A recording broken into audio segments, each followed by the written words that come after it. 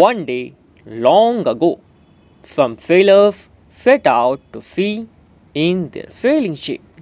One of them brought his pet monkey along for the long journey.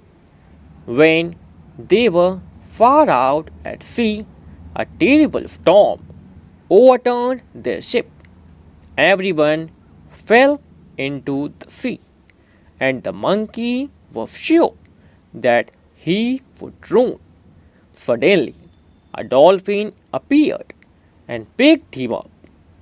They soon reached the island, and the monkey came down from the dolphin's back.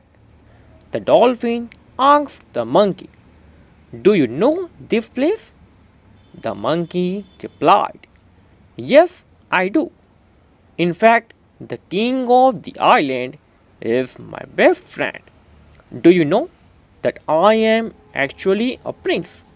Knowing that no one lived on the island, the dolphin said, "Well, well, so you are a prince. Now you can be a king." The monkey asked, "How can I be a king?" As the dolphin started swimming away, he answered, "That is easy. As you are the only creature on this island, you will naturally be the king."